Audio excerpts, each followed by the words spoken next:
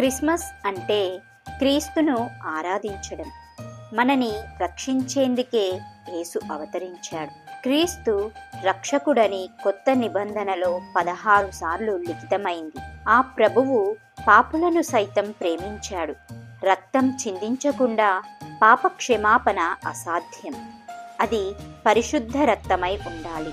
పరిశుద్ధుడు, ఆత్మస్వరూపి అయిన ఆ దేవుడే మన పాపాలను క్షమించి నరకం నుంచి తప్పించేందుకు మానవ రూపం దాల్చాడు.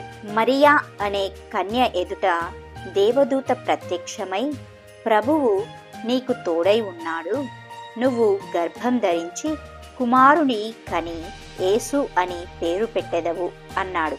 అప్పుడు కన్యనైన నేను బిడ్డనెలా కనగలను అందాము. పరిశుద్ధాత్మ వల్ల అది సాధ్యమవుతుందని దేవదూత బదులివ్వగా దేవుని మాటకు ఆమె విధేయురాలయ్యింది. పెళ్లి కాకుండా గర్భం ధరించడం అంటే ఎంత క్లిష్టం! సమాజంలో అనేక అవమానాలే కాదు, కఠిన శిక్షకు గురి కావలసి వస్తుంది. అదంతా తెలిసి కూడా మరియా అన్నిటికీ సిద్ధపడింది. మరియా కాబోయే భర్త అయిన యోసేపు స్వప్నంలో దైవదూత కనిపించి ఆమె పరిశుద్ధాత్మ వల్ల గర్భవతి అయ్యిందని తెలియచేశాడు. దేవుని మాటకు లోబడి యోసేపు మరియను ఆదరించాడు. అలా దేవుడు ఈ లోకంలో అవతరించాడు. అది తండ్రి, కుమారుడు, పరిశుద్ధాత్మ అనే ముగ్గురు ఏకమైన శుభవేళ. లోకంలో సమస్తాన్ని సృష్టించిన దేవాది దేవుడు అతి సామాన్య మానవుడిగా ఈ భూమి మీద నడవడం అద్భుత సంఘటన. ఆయన రాజుగా వస్తాడని ప్రవక్తలు ఎన్నడో ప్రవచించారు.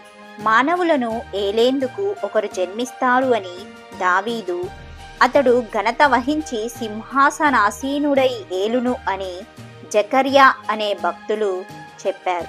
మరియకు జన్మించిన ఆ శిశువే కరుణామయుడైన యేసు.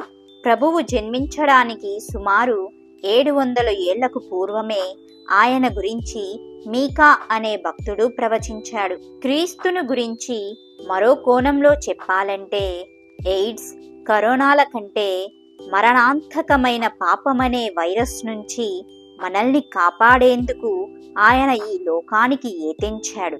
పాపం అత్యంత ప్రమాదకరమైంది. అది మనల్ని నిత్య నరకాగ్నిలోకి నడిపిస్తుంది. మనం అందులో పడకుండా కాపాడేది ఆ ప్రభువే. ప్రజలను వారి పాపాల నుంచి ఆయన రక్షించును అన్నది బైబిల్ వాక్యం. యేసు మనల్ని తన బిడ్డలుగా చూస్తాడు. అందులో స్త్రీలు, పురుషులు, వృద్ధులు, బాలలు, అన్యమతస్థులు అనే భేదం ఉండదు. ఆయన దృష్టిలో ప్రతి ఒక్కరూ విలువైన వారే. కనుకనే ఆయన అవతరణను శుభవార్తగా అభివర్ణిస్తూ, భయపడకండి, అందరికీ కలుగబోయే మహా సంతోషకరమైన సువార్తను తెలియజేస్తున్నాను, ఆయనే ప్రభువైన క్రీస్తు అన్నాడు పరలోక దూత. అదొక అద్భుతం.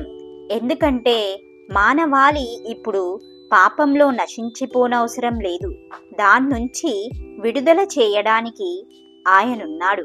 అందుకే అది ఆనందదాయకం. క్రిస్మస్ అంటే అదే కదా.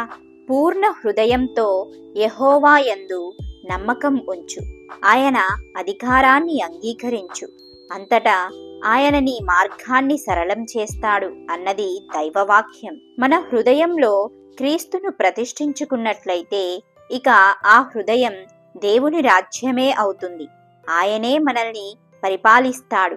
ఈ క్రిస్మస్ శుభగడియల్లో ప్రతి ఒక్కరి హృదయంలో క్రీస్తు జన్మించాలని కోరుకుందాం. క్రిస్మస్ పండుగ దినాల్లో ప్రపంచవ్యాప్తంగా ఇళ్లపై రంగులు, కాంతులతో వెలిగే నక్షత్రం కనిపిస్తుంది. దీని వెనుక ఓ ఉదంతం ఉంది. 2020 సంవత్సరాల పూర్వం క్రీస్తు ఈ లోకానికి శరీరధారిగా వచ్చినప్పుడు ఓ వింత నక్షత్రం కనిపించింది. తాను ప్రకాశించగలనన్న విషయమే దానికి తెలియదు. అయినప్పటికీ జ్ఞానులను యేసు వద్దకు నడిపించేందుకు ఆ నక్షత్రం ఒక పరికరంగా ఉపయోగపడింది.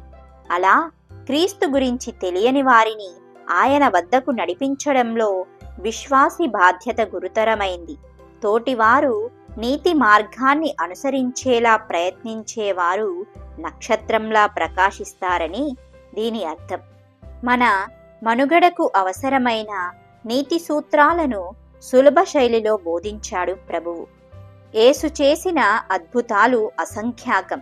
చనిపోయిన వారిని బతికించాడు, అంధులకు తిరిగి చూపు ప్రసాదించాడు, ఎందరో వికలాంగులను తన వాక్కు ద్వారా స్వస్థపరిచాడు.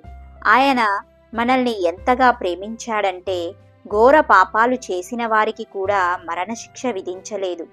వారు చనిపోవాలని కోరుకోలేదు. పైగా మన కోసం తన ప్రాణాన్నే త్యాగం చేశాడు. ప్రేమ, దయ, క్షమ ఇవే ఆ ప్రభువు ఆచరించి అనుసరించమన్న సుగుణాలు. క్రిస్మస్ వర్తమానం విన్న గొర్రెల కాపరులు ఆ వార్తను ప్రకటించడంలో మొట్టమొదటి నక్షత్రాలుగా ఉండడం విశేషం. పామరులైన, విద్యాధికులైన క్రీస్తును గురించి తెలియజేయడంలో ముందుగా ఉండాలి. రాత్రివేళ పొలంలో ఉన్న గొర్రెల కాపరులు దేవదూత ద్వారా వర్తమానం విని క్రీస్తును దర్శించాలనుకున్నారు.